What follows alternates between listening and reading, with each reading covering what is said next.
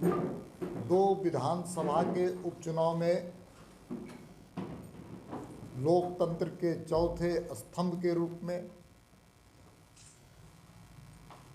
लोगों की भावनाओं को आपने अपने माध्यम से पढ़ने और दिखाने का आपने काम किया। आपकी सक्रियता से लोकतंत्र हमेशा मजबूत हुई है, आगे भी मजबूत होगी, ऐसा पार्टी का विश्वास है। इसलिए आप सबको लोकतंत्र प्रहरी के रूप में मेरे ओर से अभिनंदन। तो लगातार पार्टी के कार्यकर्ता और प्रदेश अध्यक्ष होने के नाते दोनों विधानसभा के उपचुनाव में मुझे पूरे प्रखंडों में, टोलों में, मोहल्लों में, गांवों में, देहातों में, समाज के कई वर्गों में भेंट सबसे मिलने का हम सबको अवसर प्राप्त हुआ है और दोनों विधानसभा के मतदाताओं में जो आक्रोश है उसकी अभिव्यक्ति को भी हमने देखने का अवसर प्राप्त हुआ है। जनता की अभिव्यक्ति, जनता की आक्रोश 3 तारीख को ईवीएम मशीन में प्रदर्शित होगी और वो उसी के आधार पर भारतीय जनता पार्टी के उम्मीदवार चुनाव जीतेंगे। सच है कि राज्य में जिस प्रकार की परिस्थितियां हैं वो आपसे छुपी हुई नहीं है। जो आदिवासी मूलवासी की राजनीति करने वाले लोग हैं, आंदोलनकारी, छद्म आंदोलनकारी बने हुए हैं, उनको इस बार राज्य की जनता ने असली स्वरूप में देखा है इनके 10 महीने के कार्यकाल में। इस राज्य में लोकतांत्रिक संस्थाओं का हनन हो रहा है, अभिव्यक्ति की आज़ादी पर अंकुश लगाया जा रहा है। आप सबको ही जानते हैं कि भारतीय जनता पार्टी के कार्यकर्ता राष्ट्रवादी, प्रखर राष्ट्रवाद के प्रतीक होते हैं, लेकिन हमारे माननीय मुख्यमंत्री जी की नज़रों में जो इस देश का राष्ट्र विरोधी है, मोदी जी की हत्या करने की साजिश में फंसा हुआ है स्टैन स्वामी, जिस पर 500 पृष्ठों का चार्जशीट है गोरेगांव केस में, उस पर राइफल और कारतूस खरीदने के लिए धन संग्रह का आरोप है और वो इसलिए कारतूस और बम खरीदना चाहते थे कि दुनिया के सबसे शक्तिशाली, मजबूत भारत के मस्तिष्क को ऊंचा करने वाला व्यक्तित्व, जो गांव, गरीब, किसान, मजदूर, नौजवान, किसान, सबका मसीहा है, वो सबका मसीहा है। उनके मोदी जी सिर्फ देश की बात सोचते हैं, देश की बात करते हैं और देश को शक्तिशाली बनाने में अपने जीवन को लगातार झोंके हुए हैं। और जो मोदी जी की हत्या करना चाहता है वो हमारे मुख्यमंत्री जी उसको राष्ट्रभक्त कहते हैं। हमारे मुख्यमंत्री जी, सम्मानित मुख्यमंत्री जी, आदरणीय मुख्यमंत्री जी 500 पन्ने के चार्जशीट को 20 मिनट में पढ़ देते हैं और 21 मिनट में ट्वीट कर देते हैं कि वो राष्ट्रवादी आदमी है, उसको छोड़ दिया जाए। अखबारों में बयान दे देते हैं 21वां मिनट में। तो ऐसे ज्ञानी विद्वान मुख्यमंत्री जी को मेरी ओर से बधाई कि 500 को पृष्ठ पढ़ने वाला 21 मिनट का व्यक्तित्व, ऐसा ज्ञानी मुख्यमंत्री कोई दुनिया में नहीं है, देश में नहीं है, जो अपने बजट का 20% खर्च ही कर पाया 10 महीने में। कोरोना का जो बहाना करने वाले मुख्यमंत्री जी सच ये है कि इस देश के अंदर अन्य प्रदेश भी हैं, उसके भी मुख्यमंत्री हैं। सभी प्रदेशों में कोरोना का परिस्थिति आया और कोरोना कालखंड में उन राज्यों ने अपने बजट का कितना प्रतिशत खर्चा किया और आप मुख्यमंत्री जी कितना खर्च किए। अगर आपके पास डाटा नहीं है तो भारतीय जनता पार्टी के पास डाटा है, उस डाटा को कहिएगा तो हम मुख्यमंत्री सचिवालय में भेजने का काम करेंगे। मुख्यमंत्री जी, भारतीय जनता पार्टी भारत माता की जय बोलने वाले लोगों की समूह ही नहीं है, बल्कि दिल में ज्वाला है उनके मन में भारत माता की सेवा करने का। वंदे मातरम केवल वाक्य नहीं है, शब्द नहीं है, हमारे लिए तो वो जीवन का सबसे अनमोल मंत्र है, बीज मंत्र है। उसके आधार पर हम देश की सेवा करते हैं। और आपने दुमका की सभा में भी वंदे मातरम और भारत माता की जय का अपमान किया है। अगर भारत माता की जय, वंदे मातरम और स्टेन स्वामी को हम देशद्रोही कहेंगे तो मुझ पर जितने मुकदमे आपको दायर करना है कीजिए, मैं जेल जाने के लिए तैयार हूँ। मुख्यमंत्री जी, भारतीय जनता पार्टी, अब चुनाव का प्रचार भी समाप्त हो गया, लोगों के पास जनसंपर्क, भाषण सब कुछ समाप्त हो गया है। मुख्यमंत्री जी, लोकतंत्र और संविधान की आपने शपथ ली है। आप सत्तारूढ़ दल के नेता भी हैं, लेकिन जो सूचनाएं आ रही हैं वो बहुत भयावह आ रही है। दुमका में झारखंड मुक्ति मोर्चा की गाड़ियों को भारतीय जनता पार्टी ने पकड़ करके घेर करके उस गाड़ी से शराब की बोतल बरामद की है। मसलिया प्रखंड के सुगा पहाड़ी में। कौन सा प्रखंड बोले थे? मसलिया, दुमका विधानसभा के मसलिया प्रखंड के सुग्गा पहाड़ी में गाड़ी का number GHO 4K6328 Satya construction की गाड़ी, और पुलिस उस पर अभी तक मुकदमे ने दायर नहीं की। हम चुनाव आयोग के पास गए, केंद्र में हमारा प्रतिनिधिमंडल दिल्ली में जा कर के बेरमो में जो पदाधिकारी कांग्रेस के कार्यकर्ता के रूप में काम किए उसको हम लोगों ने चिन्हित किया है, उनका नाम, और दुमका में जो DDC साहब हैं मान्यवर संजय कुमार जी और DSP मान्यवर विजय कुमार जी वर्दी पहन करके तीर धनुष का जो काम कर रहा है, उसके लिए भारतीय जनता पार्टी का एक प्रतिनिधिमंडल चुनाव आयोग गया है। और मुझे चुनाव आयोग पर भरोसा है कि निष्पक्षता से जांच करते हुए ऐसे पदाधिकारी पर कठोर से कठोर कार्रवाई करे। मैं मांग करता हूँ,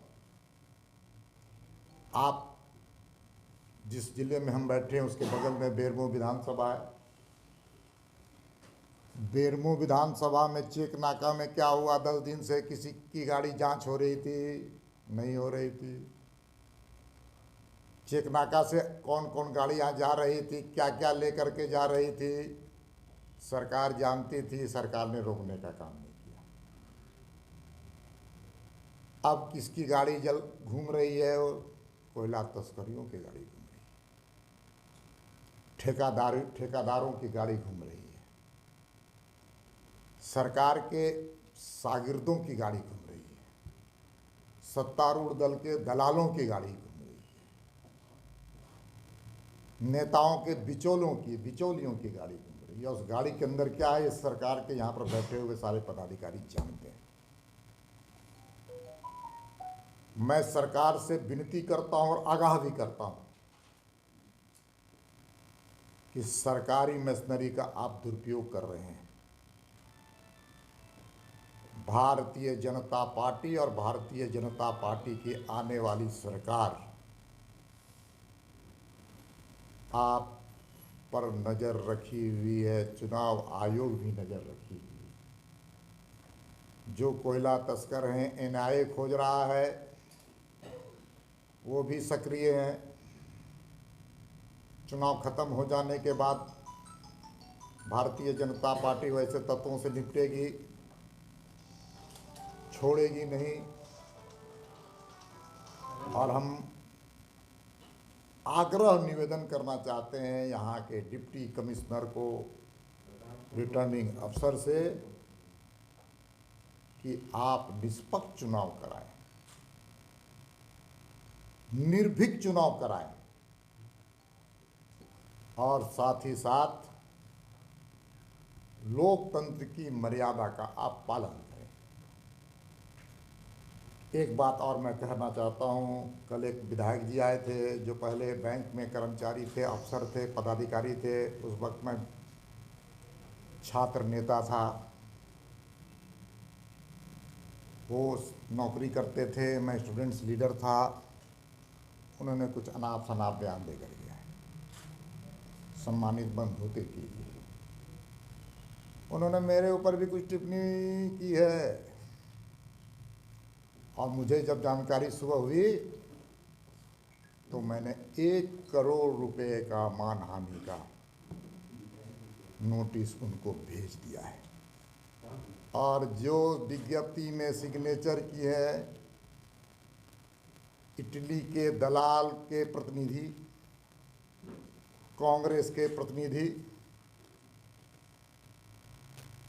उनको भी 50 लाख रुपए का, जो यहाँ के स्थानीय कांग्रेसी हैं, बैठ करके फोटो खिंचाए थे साथ में, उन पर भी मानहानि का 50-50 लाख का मुकदमा नोटिस जारी किए हैं। क्षमा मांगेंगे तो ठीक है, क्षमा नहीं मांगेंगे तो 2 करोड़ का उनको जुर्माना देना पड़ेगा। मैं उनके बारे में बहुत कुछ जानता हूँ, सम्मानित विधायक जी के बारे में। जो मेरी माता गौ माता है उसकी बलि देना चाहते थे, उसको हमने रोकने का काम किया। हमारी सनातन धर्म की माता गौ माता के बारे में उन्होंने कहा था कि हम इसको बलि देंगे, कोई रोक सके तो रोक ले। हम रोक लिए, करने नहीं दी। जो गौ माता को बलि देने वाले लोग आज कांग्रेस के साथ और कांग्रेस के खूनी पंजा के लिए वोट मांग रहे हैं। इसलिए जनता सब जानती है 3 तारीख को जोरदार ढंग से जो वंदे मातरम भारत माता की जय का विरोध किया है, जिसने देशद्रोही मोदी जी के हत्या का साजिश रचने वाला स्टेन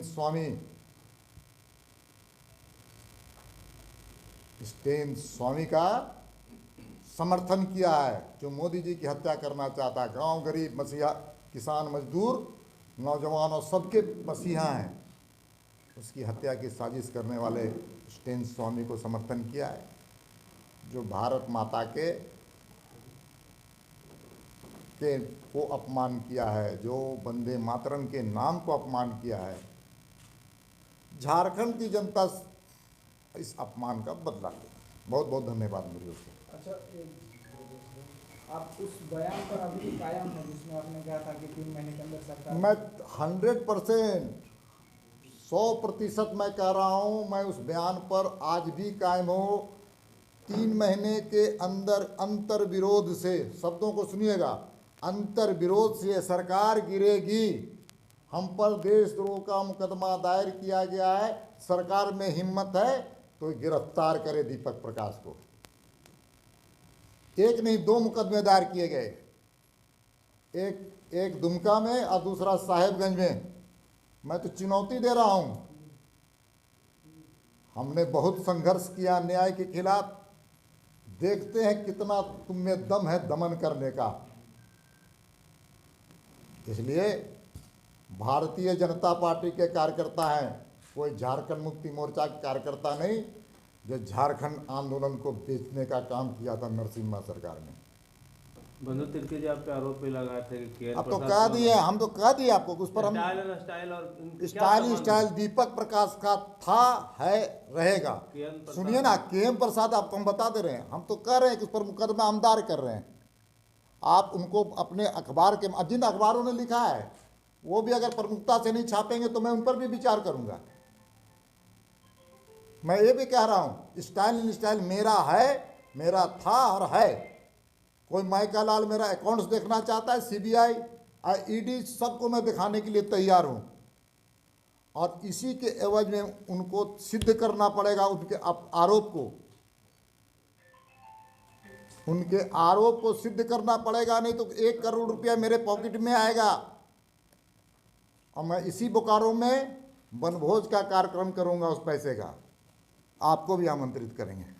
धन्यवाद। लेकिन दो व्यक्ति का नाम भी, उनसे संबंध आपका क्या है वो भी बता दीजिए। कोई संबंध नहीं। किसी का चाचा होना गलत है क्या? किसी का उसने संपत्ति की बात की, स्टाइल की, वो मेरा है, वो मेरा है, था, है और रहेगा।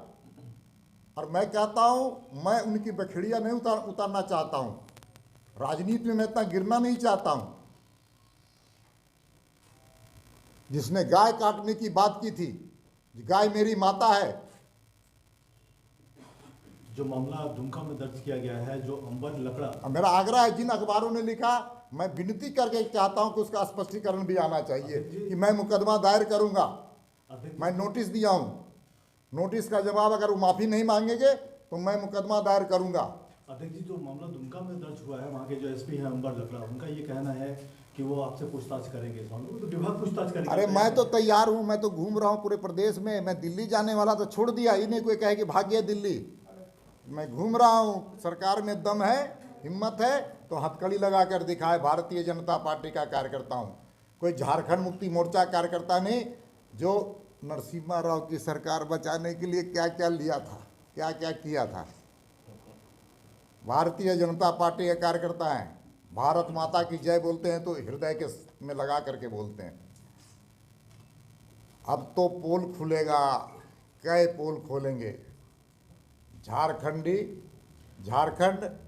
और जी, आप कह रहे हैं कि अंतर विरोध के कारण ये सरकार जाएगी और एनडीए की सरकार बनेगी। लोग कहते हैं कि हॉर्स ट्रेडिंग होगा। सुन लीजिए हमारी बात को। देखिए, सच है जो आप बोल रहे हैं कि सरकार में मुख्यमंत्री और मंत्री की ही बात सब कोई सुनते हैं और ट्रांसफ़र पोस्टिंग भी उन्हीं के माध्यम से होता है।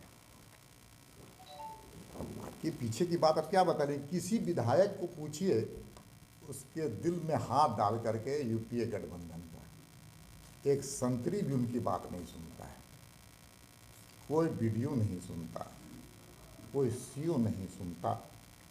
सत्तारूढ़ दल के विधायक